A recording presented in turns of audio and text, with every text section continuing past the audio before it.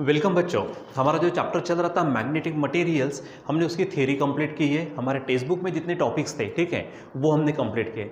अब हमारा काम है कि हम उनको वहाँ पे जो कुछ फार्मूले पढ़े या फिर जो कुछ कंसेप्ट पढ़े, उन कंसेप्ट को हम न्यूमेरिकली अप्लाई करें, ठीक है। तो उसके लिए हमको क्या लगेगा, फार्मूले की ज़रूरत पड़ेगी।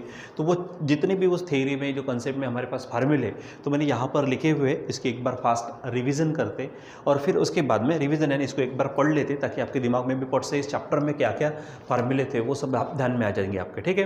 फिर उसके बाद में हम एक एक करके न्यूमेरिकल देखेंगे। तो वैसे हमने आज यहाँ पर दो न्यूमेरिकल्स लिए। देखो यहाँ पर मैंने जो नंबर डाले 1 2 करके, अब आपके टेक्स्ट बुक में जो नंबर्स है वो थोड़े से आप बराबर चेक करना कौन से नंबर से, तो ठीक है। सो चलो देखते हैं यहाँ पर हमारे पास क्या है। टॉ यहाँ पर टॉ क्या है, टॉर्क होता है, लेकिन कौन सा, मैग्नेटिक टॉर्क, ठीक है। यानी torque acting on the magnet बोल सकते हैं आप। तो टॉ इज इक्वल टू क्या है, एम बी साइन थीटा। अब यहाँ पर हम देखेंगे तो ये हमारा मैग्नेटिक डाइपोल मोमेंट है, बी यूनिफॉर्म मैग्नेटिक फील्ड, और जो थीटा होता है वो थीटा क्या है, मैग्नेटिक डाइपोल मोमेंट और magnetic field, uniform magnetic field, उनके बीच का एंगल, यानी यम और बी के बीच में एंगल रहेगा, ठीक है। आगे हमारे पास है यूएम यहाँ पर क्या बताया था हमने, magnetic potential energy formula minus M B cos theta, ये ध्यान में रखेंगे। फिर उसके बाद हमने जो टॉपिक देखा था कौन सा, कि period of oscillation of bar magnet, ठीक है। तो पीरियड ऑफ ऑसिलेशन का फार्मूला क्या है, T is equal to 2 pi root of I by M B. अब यम और बी हमको मालूम है, मोमेंट है और फील्ड है, ठीक है। लेकिन जो आई आया है, तो यहाँ पर आई क्या है, ये हमारे पास में मोमेंट ऑफ इनर्शिया, ठीक है, ध्यान में रखना। फिर उसके बाद में यहाँ पे फिर से एम, अब तो यम तो हम किसके लिए ले रहे, हमारे पास में मैग्नेटिक डाइपोल मोमेंट, लेकिन ये जो फार्मूला शो करता है यन ई एच, तो ये यहाँ पर शो करता है कि यह जब हमने रिवॉल्विंग इलेक्ट्रॉन देखा था, ठीक है, तो रिवॉल्विंग इलेक्ट्रॉन का मैग्नेटिक डाइपोल मोमेंट वो था M is equal to n e h upon 4 pi M. N हमारे पास नंबर ऑफ ऑर्बिट है, ई इलेक्ट्रॉनिक चार्ज है, एच हमारे पास प्लैंक कांस्टेंट है, और जो यम है तो यम हमारा मास ऑफ द इलेक्ट्रॉन है, ठीक है। अब यहाँ पे आप यम ई वगैरह लिख सकते हैं, ठीक। चलो फिर उसके बाद में क्या है कि एम इज इक्वल टू, ठीक है, जब हमने पैरामैग्नेटिक मटेरियल की बात की थी तो उस समय में हमारे पास M is equal to C B upon T है। तो सी कांस्टेंट है, बी मैग्नेटिक फील्ड, टी वहाँ पे टेम्परेचर। उसके बाद चाय की वैल्यू अगर निकालते हैं वैसे ही पैरामैग्नेटिक मटेरियल के लिए, तो C upon T minus T C, T given temperature, T C Curie temperature, ठीक है, और सी कांस्टेंट होगा, ठीक है। फिर एल यहाँ पर है हमारे पास में एंगुलर मोमेंटम। अब किसका एंगुलर मोमेंटम, तो जब हमने रिवॉल्विंग इलेक्ट्रॉन देखा था, ठीक है, तो रिवॉल्विंग इलेक्ट्रॉन का angular momentum M V R, यहाँ पर यम मास होगा, वी वेलोसिटी, और R radius of the orbit, ठीक है। फिर M G is equal to pole strength into B है, ठीक है। अब जैसे कि आपको मालूम है एम जी क्या होता है, एम जी हमारे पास में फोर्स होता है, ठीक है, एम जी, ठीक है, ग्रेविटेशनल फोर्स, ठीक है। और यहाँ पे पोल स्ट्रेंथ है, तो पोल स्ट्रेंथ को भी हम यम से बताते हैं, यहाँ पे हमने पोल स्ट्रेंथ डायरेक्ट लिखा है, ठीक है, इनटू जो बी है, तो यहाँ पर हमारे पास फील्ड का फार्मूला, मैग्नेटिक इंडक्शन का फार्मूला क्या है, force per unit magnetic pole strength, ठीक है। अब जब इधर आएगा तो ये भी फोर्स हो जाएगा, यानी ये हमारा ग्रेविटेशनल फोर्स है, ये हमारा मैग्नेटिक फोर्स है। तो ये फार्मूला क्या होगा, M G is equal to pole strength into B, ठीक है, ध्यान में रखेंगे आप। आगे चाई इज इक्वल टू हमारे पास है, यहाँ पे मैं क्लॉथ ले लेता हूँ, ठीक है। सो यहाँ पे चाई इज इक्वल टू है, इसको आप बोलते हो मैग्नेटिक ससिप्टिबिलिटी, ठीक है। तो मैग्नेटिक ससिप्टिबिलिटी क्या है, it is the ratio of M upon H, ठीक है। तो यम क्या है, यहाँ पर यम मैग्नेटाइजेशन है, ठीक है, और जो यच है ये हमारा मैग्नेटिक फील्ड इंटेंसिटी है, ठीक है, यानी मैग्नेटाइजेशन की इंटेंसिटी, ठीक है। अब बोलेंगे इसमें क्या फ़र्क है ज़रा सा, ठीक। तो जैसे कि मान लीजिए कि सोलेनॉइड में अगर हमने रॉड रख दिया, ठीक है, तो सोलेनॉइड में क्या रखा हमने, रॉड रखा, तो रॉड भी क्या हो जाएगा, मैग्नेटाइज होगा, उसका मैग्नेटाइजेशन, और किसके कारण होगा, तो सोलेनॉइड जो मैग्नेटिक फील्ड निर्माण करेगा तो उसकी इंटेंसिटी यानी एच, ठीक है। तो आप उसका यम जेड से भी बता सकते हो, ठीक। जैसे कि यम जेड यहाँ पे मैग्नेटाइजेशन हमने देखा था, तो फार्मूला क्या था, M net upon V, V यानी वॉल्यूम, ठीक। फिर बी का फार्मूला यानी मैग्नेटिक फील्ड इंडक्शन, तो B is equal to mu zero H plus M, तो यम की जगह पे आप यम जेड यूज़ कर सकते हैं, एच मैग्नेटिक, यानी यहाँ पे आप क्या बोलेंगे, मैग्नेटाइजिंग इंटेंसिटी, और ये मैग्नेटाइजेशन, ठीक है। आगे मैग्नेटाइजिंग फील्ड, ये बी जो है, तो बी हमने देखा था जब हमने फ्लक्स देखा था, फ्लक्स क्या था हमारे पास, तो flux phi is equal to B into A बोल सकते हैं, या फिर B is equal to flux per unit area, ठीक है। यानी जो मैग्नेटिक लाइन ऑफ फोर्सेस था, ठीक है, वो जो कंसेप्ट दिखा था वहाँ पर।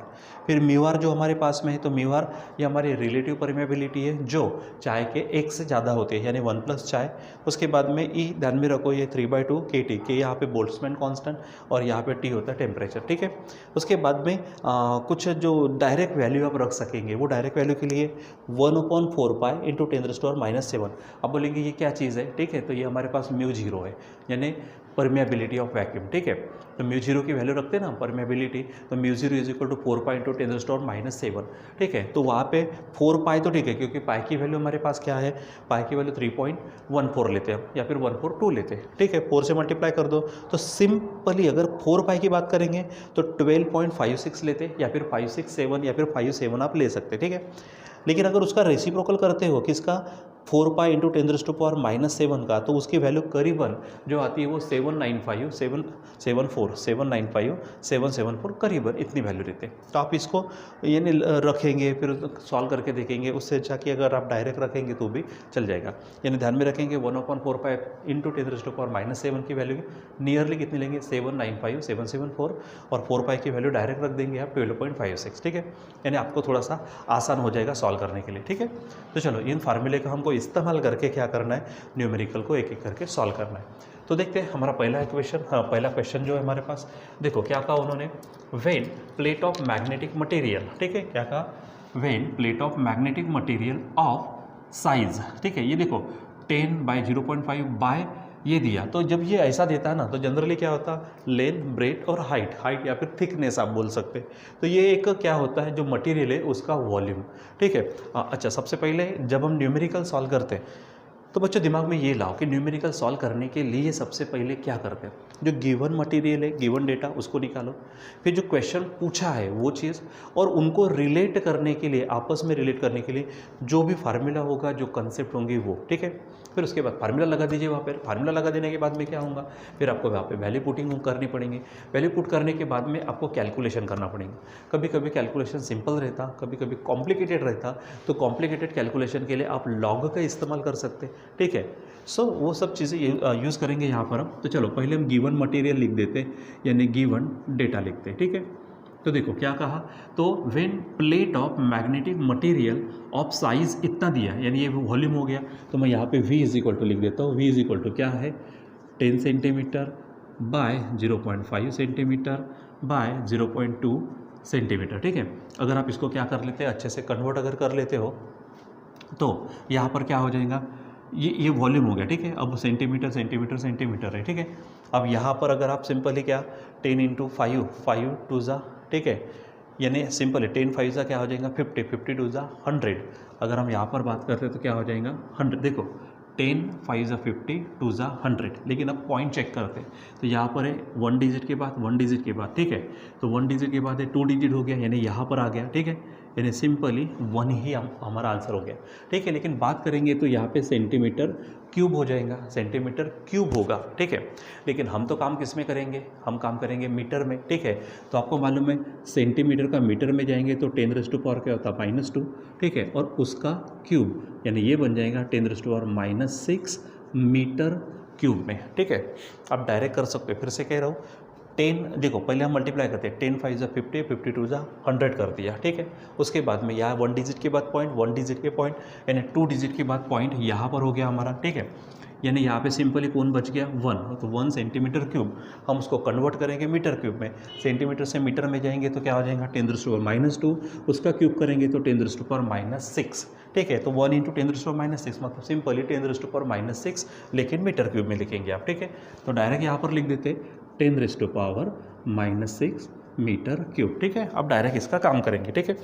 आगे बढ़ते हैं, देखो क्या कहा इसको, the plate of magnetic material of size this is located in magnetizing field.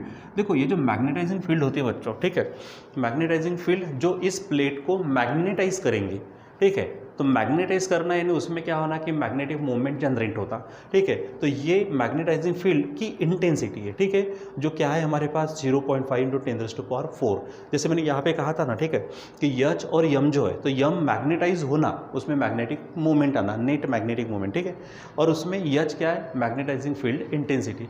यानी ये जो चीज़ दी है आपको ये, और वैसे भी थोड़ा सा आप किससे चेक करिए आप यूनिट से भी। यूनिट क्या हमारे पास एम्पियर पर मीटर, ठीक है।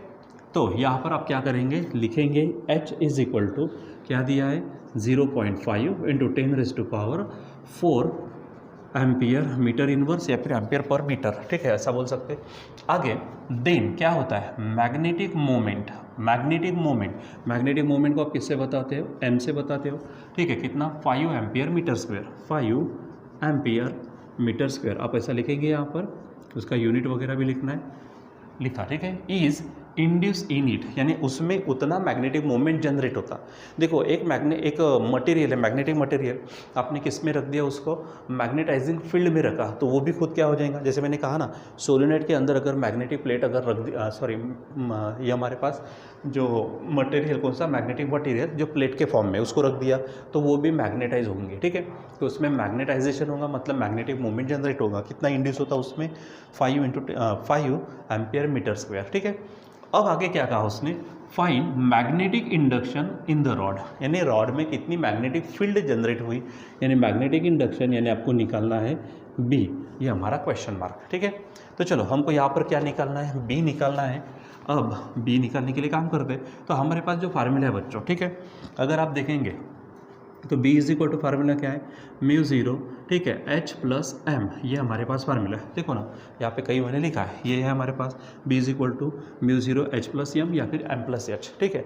मतलब आपको सिंपली क्या है, H मालूम हो, ठीक है, अब यम मालूम हो, लेकिन मैंने यहाँ पे जब फार्मूला समझा, मैंने क्या कहा था, ये जो यम है ये हमारा mz है, ठीक है, ये क्या हमारा mz, और mz का फार्मूला क्या है यहाँ पर, ये मैंने कहा लिखा है यहाँ पर, ये देखो एम नेट यानी जो मैग्नेटिक मोमेंट जनरेट हुआ वो पर यूनिट वॉल्यूम, ठीक है। आप यहाँ पर z शब्द डाल सकते हैं, या फिर कभी कभी रिपीट होता मैग्नेटिक मोमेंट के लिए और मैग्नेटाइजेशन के लिए, तो आप यहाँ पर I भी यूज़ कर सकते करते, ठीक है।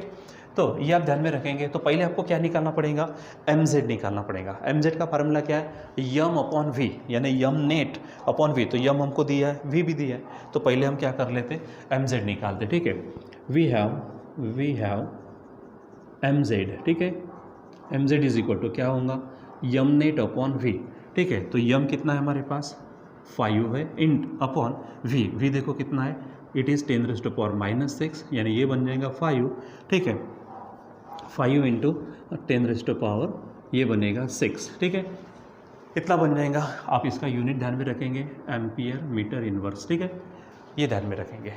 आप बोलेंगे क्यों ऐसा, क्योंकि मैग्नेटिक मोमेंट का, मैग्नेटिक डायपोल मोमेंट का हमारे पास में यूनिट है एम्पियर मीटर स्क्वायर, और उसको आप वॉल्यूम से डिवाइड करेंगे, यानी वॉल्यूम का क्या होता है मीटर क्यूब, ठीक है। तो मीटर स्क्वायर क्यूब को कैंसिल करेगा तो नीचे में मीटर रहेगा, ऊपर में जाएगा तो क्या हो जाएगा ये। और वैसे भी यहाँ पे H प्लस mz की एडिशन है, एडिशन सिर्फ सेम क्वांटिटी की होती, मतलब ये इसका जो यूनिट होगा उसी प्रकार का यहाँ पे यूनिट होगा, ठीक है, यूनिट वगैरह सेम चाहिए तभी एडिशन होती। तो ये आपको ध्यान में रखना, हो गया। तो यहाँ पर हमने mz निकाल दिया। अब H हमको ऑलरेडी मालूम है, mz हमने फाइंड कर लिया, तो अभी डायरेक्ट मैग्नेटिक इंडक्शन आप निकाल सकते हैं। वही पूछा उसने, magnetic induction in the rod, क्या बोलेंगे, magnetic induction in the rod is, तो क्या हो जाएगा formula B is equal to B0, ठीक है, H प्लस M, आप उसको अभी mz नाम दे सकते हैं, ठीक है। चलो तो μ0 की वैल्यू आपके पास क्या है, ऑलरेडी है, क्या है वो 4 पाई इंटू 10⁻⁷। इधर में यच कितना आया है, देखो यहाँ पर ये है 0.5 इंटू 10⁻⁴ है, प्लस mz देखो, तो mz यहाँ से ले लेते 5 इंटू 10⁻⁶ हो जाएगा। और अभी इसको क्या करेंगे, हम सॉल्व करेंगे, ठीक है। तो चलो इसको आप सॉल्व करेंगे। देखो तो 4 पाई की वैल्यू, मैंने कहा 4 पाई की वैल्यू डायरेक्ट रख दीजिए, 12 पॉइंट कितना है 56, तो यहाँ पे रख देते हम 12.56 इंटू 10⁻⁷ इंटू, ठीक है, अब बच्चों यहाँ से क्या है 10⁴ और 10⁴ दोनों में से बाहर निकालते हम, तो 10⁴ निकलेगा। तो यहाँ बचेगा हमारे पास 0.5, ठीक है, प्लस यहाँ पे देखो 10⁴ चले गए, 10⁶ था, 4 चले गए तो 2 बचे, 2 यानी 100 इंटू 5 यानी क्या हो जाएगा 500, ठीक है। यहाँ पे बराबर आपको चेक करना है। यहाँ से चले गए 10⁴ 0.5 बचा, यहाँ से 5 है 10⁴ गए तो 10⁴2 यानी 10 का स्क्वायर 100 इंटू 5 500 होंगे, ठीक है। चलो तो अभी सॉल्व करते हैं। ये 12.56 इंटू इसको सॉल्व करेंगे तो 10⁻³ हो जाएगा ये, ठीक है, 10⁻⁻3, ठीक। और अभी आगे और सॉल्व करिए तो क्या हो जाएगा, यहाँ पर देखो इंटू ये 500 प्लस 0.5 मतलब 500, ठीक है, 5, ठीक 505, एक्चुअली 505 नहीं होगा, 500.5 होगा, ठीक है, 500.5 ये इतना हमारे पास में आ जाएगा यहाँ पर, ठीक। चलो अब यहाँ पर इसको क्या करो, आप अच्छे से सॉल्व करिए। देखो तो क्या आप इसको मल्टीप्लाई कर सकते हो, ठीक है। तो 12.56 है इंटू 500.5 है तो 5 से करो पट से, तो 5 30, 5 5 जा 25 और ये 28, ठीक है, 5 2 जा 10, 12 होंगे, 5 1 जा 5, 5 और 1 6 आ जाएगा, ठीक है। अब बराबर इसको चेक करिए, फिर एक डिजिट 0 0, ठीक है, ये इसका कारण, 2 डिजिट 0 0 इसके कारण, ठीक है, फिर 3 डिजिट, ठीक है, हो जाएंगे, और फिर से 5, तो 5 जो ऊपर में लिखा वही होगा। फिर से एक बार चेक कर लो, 5 6 जा 30 बचे 3, 5 5 जा 25 और ये 3 28 बचे 2, 5 2 जा 10 और ये 12 कैरी 1, ठीक है, 5 1 जा 5 और ये हो जाएगा। अब ये आ जाएगा आपका 0, ये आ जाएगा आपका 8, ये हो जाएगा आपका 2, यहाँ से हो जाएगा 6, ये 8, ये 2 और ये 6, ठीक है। अब यहाँ पर 1 डिजिट, ये 2 डिजिट है यानी 1 डिजिट, ठीक है, 2 डिजिट यहाँ तक हो जाएगा हमारे पास में, ठीक है। तो एक तरह से हमारे पास 6286 हो जाएगा, ठीक है, इतना। फिर उसके बाद में यहाँ पे 10⁻³ कितना है -3, ठीक है, इसको 10⁻³ डाल दो तो 3 डिजिट इधर सरकेगा यानी 6.286 हो जाएगा, ठीक है। अब 6.286 को 6 को कन्वर्ट कर लो तो 6.29 आप लिख सकते हो, इसीलिए हमारा आंसर जो होगा 6.29, ठीक है। आप एक बार चेक कर लो, मैंने यहाँ पर, अच्छा 29 भी नहीं, आप उसको और भी कर सकते हो, 29 हो गया, इसको कंटिन्यू कर दो तो 6.3 हो जाएगा, यानी हमारा एग्जैक्ट आंसर यहाँ पर क्या हो जाएगा, मैच हो जाएगा। देखो यहाँ पे देखा 0.63, ठीक है, और एक्चुअली यहाँ पर 6 पॉइंट आया हमारा, तो यहाँ पर कहीं ना कहीं हमारा प्रॉब्लम गया होगा किस चीज़ का, कि पावर को एडजस्ट करने का। यहाँ पे पावर बराबर चेक कर लीजिए, ठीक है, यहाँ पे 12 पॉइंट हो गया, ठीक। अब यहाँ पर 10⁻⁻7 4 निकल गए तो -3 हो जाएगा, ठीक है। यहाँ पर आप इसको बराबर एक बार फिर से चेक कर लीजिए, ठीक है। मैं इसको आंसर देख लेता हूँ कहाँ पे गड़बड़ी हो गई, ठीक है। तो एक्चुअली बच्चों हमारा ही आंसर बराबर है, जो हमारा कितना आया था 6.28, आप इसको 69 बोल सकते हो, ठीक है।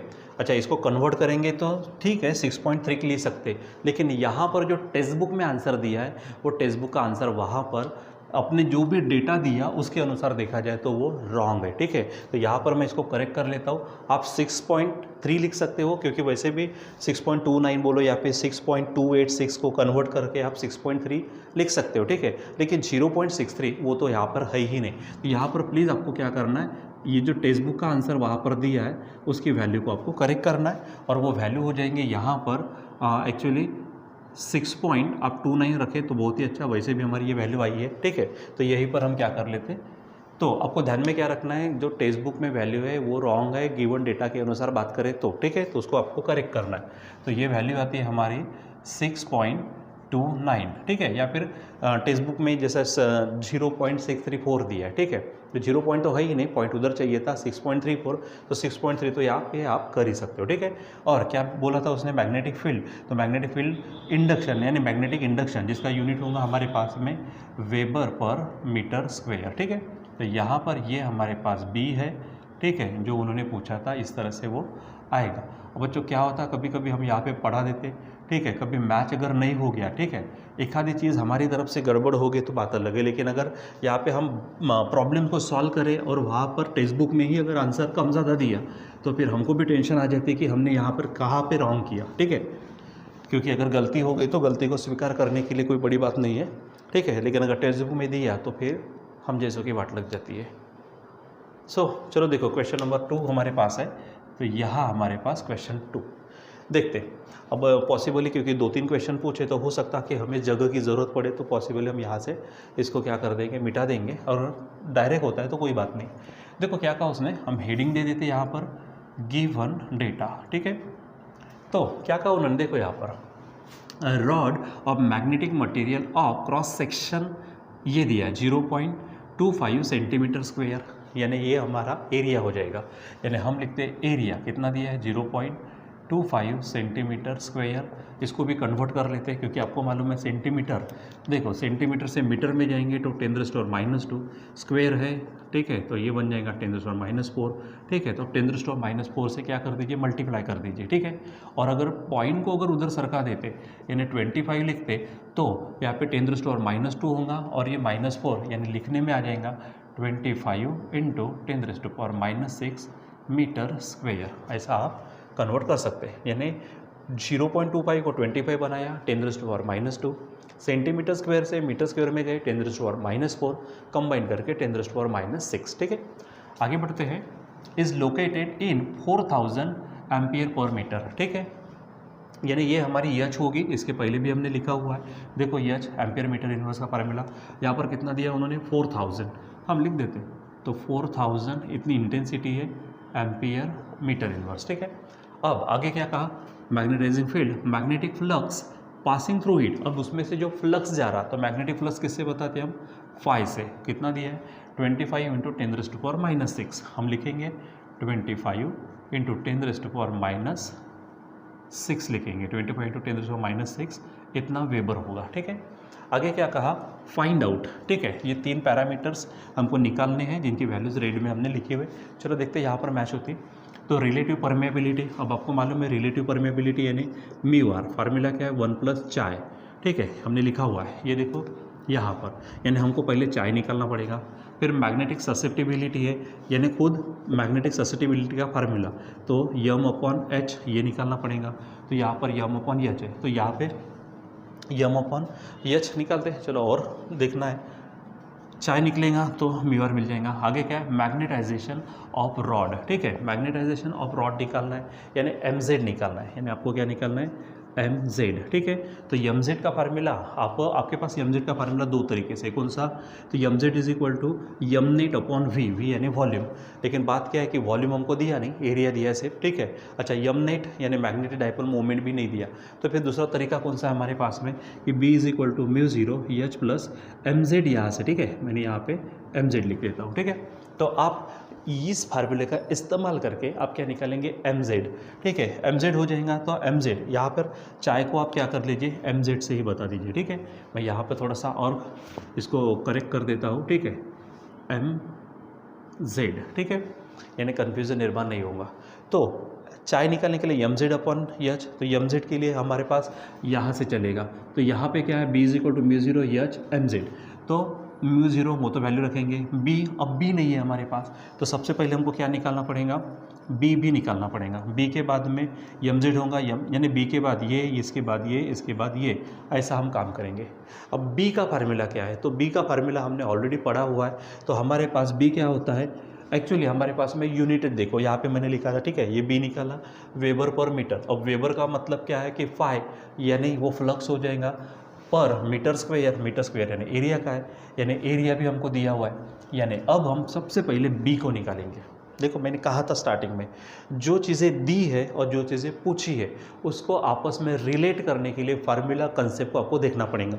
जैसे मैंने एक एक करके यहाँ पर बताया, तो फाइनली सबसे पहले बी को निकालेंगे, फिर बी से mz से यहाँ से यहाँ पे, भले ज़रूर नहीं कि आपने जैसे पूछे वैसे ही निकालना चाहिए, आगे पीछे होगा आप निकाल सकते हो उसको, ठीक है। चलो यहाँ पर निकालते b = तो b = क्या है, φ/एरिया, फाई कितना है 25 × 10⁻⁻6 अपॉन नीचे में एरिया क्या है, एरिया भी हमारे पास है 25 × 10⁻⁻6 पूरा कट जाएगा बच्चों, तो बचेगा 1। तो 1 क्या होगा, वेबर पर मीटर स्क्वायर, या तो आप वेबर पर मीटर स्क्वायर या फिर आप टेस्ला भी लिख सकते हो, ठीक है। अब इसको मैं मिटा देता हूँ, ठीक। चलो यहाँ से इसको रिमूव कर दिया। मैंने कहा था बी निकालने के बाद में हम किसको निकालेंगे, mz को। सो यहाँ पर ये फार्मूला लेंगे, तो b इज इक्वल टू क्या है बताओ, b is equal to mu zero और h प्लस mz, ठीक है, ये यूज़ करेंगे अब, ठीक। चलो अब यहाँ पर हम mz को निकालना है, तो mz को अकेला कर देते, तो पहले म्यू ज़ीरो इधर आएगा और h माइनस में जाएगा, यानी mz इज इक्वल टू, देखो पहले b हो गया, b के नीचे में कौन जाएगा, म्यू ज़ीरो और h, क्योंकि प्लस में उधर जाएगा तो माइनस में, ठीक।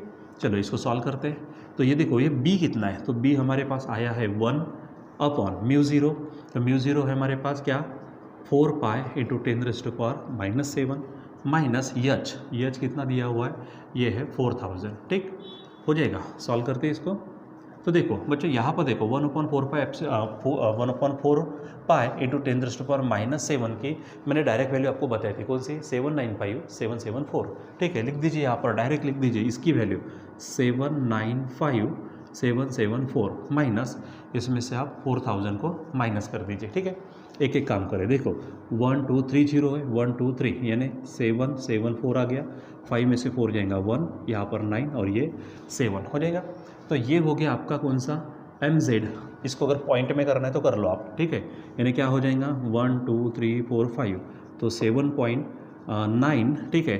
7 को कन्वर्ट करके आप लिखेंगे 1 में ऐड करेंगे तो 2, ठीक है। तो ये बन जाएगा हमारा। अच्छा बच्चों वैसे भी मैग्नेटाइजेशन ऑफ रॉड उन्होंने पूछा था, यानी इसकी हम स्पेशल वैल्यू लिखेंगे, नीचे में लिख देते हैं इसको। सो mz इज इक्वल टू क्या होगा 7 पॉइंट, ठीक है 9, इसको कन्वर्ट करेंगे तो 2 और 5 डिजिट हम लेफ्ट में गए तो यहाँ पर 5 कर दीजिए, ठीक है। और mz वो h के जैसा रहता, यानी यूनिट क्या होगा एम्पियर मीटर इनवर्स। तो ये हो गया हमारा मैग्नेटाइजेशन, ठीक है। ये क्या हो गया मैग्नेटाइजेशन। देखो इसकी वैल्यू चेक करते हैं, mz इज इक्वल टू 7.92 10⁻⁵, तो मैग्नेटाइजेशन में गया 7.92 10⁻⁵ हो गया। चलो अब हमको क्या निकालना है, हमने उल्टा कहा था मैग्नेटिक ससेप्टिबिलिटी निकालते हैं हम, ठीक है। नाउ क्या बोलेंगे मैग्नेटिक ससेप्टिबिलिटी, ठीक है, टिबिलिटी, ठीक है। तो फार्मूला क्या है, chi is equal to mz upon h, ठीक है। ये जो z है इंटू नहीं है, बराबर लिखना उसको, देखो mz अपॉन h, ठीक है। तो mz कितना मिला देखिए, ये है 7.92 10⁻⁵ अपॉन नीचे क्या है h की वैल्यू देखियो आप क्या है 4, ये ठीक है। अब बच्चों यहाँ पे 3 डिजिट है, यानी 10⁻⁴ क्या हो जाएगा, ये 10⁻³ हो जाएगा, ठीक है। अब 4 से इसको डिवाइड कर लो, तो चाई इज इक्वल टू क्या होगा, देखो चाय को बराबर लिखो, वो एक्चुअली x जैसा नहीं है, ठीक है, उसके जैसा दिखने में, ठीक। तो 4 1 जा 4, ठीक है। उसके बाद बचे 3, तो यहाँ पर ये करते 4 1 जा 3 39 हो गए, तो 4 6 जा आ जाएगा, ठीक है। तो यहाँ पर लिखते नहीं 4 9 जा होगा, 4 9 जा 36, बचेंगे 3, फिर आ जाएगा 2, ठीक है। तो 4 7 जा 4 8 जा आप बोल सकते हैं, यहाँ पर 32 आप डायरेक्ट कर सकते हैं, ठीक। और 10⁻⁴ देखते हैं, यहाँ पर 1 2 3 है, यहाँ पे 5 है, 3 कट जाएंगे तो बचेंगे 2, यानी 10⁻², ठीक है। अब 10⁻² का मतलब क्या होगा 100 का मतलब दो डिजिट यहाँ से गायब हो जाएंगे, ठीक है। सो चाई इज इक्वल टू क्या हो जाएगा 198, ठीक है।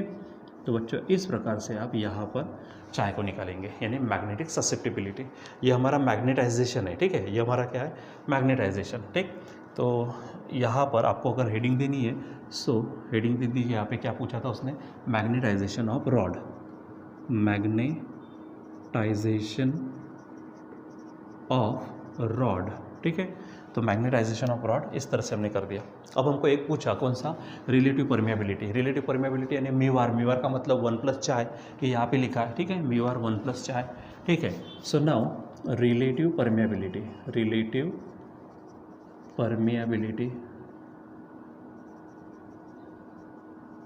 ठीक है। तो क्या फार्मूला यहाँ पर मैं यहीं पे लिख देता हूँ, mu R is equal to 1 plus chi, ठीक है। यानी क्या हो जाएगा mu R is equal to 1 plus chi कितना आया 198, so finally mu R is equal to 199 हो जाएगा।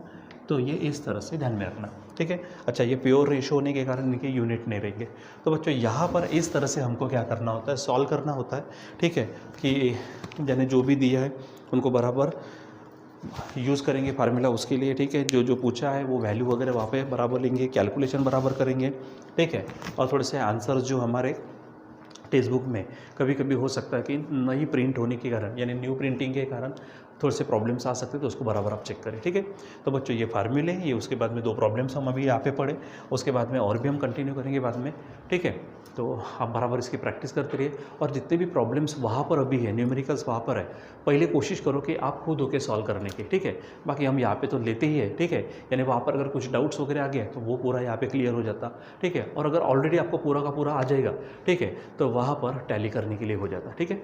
सो बच्चों अभी हम यहाँ पे रुक जाते हैं, बाकी हम कंटिन्यू करेंगे बाद में। Till then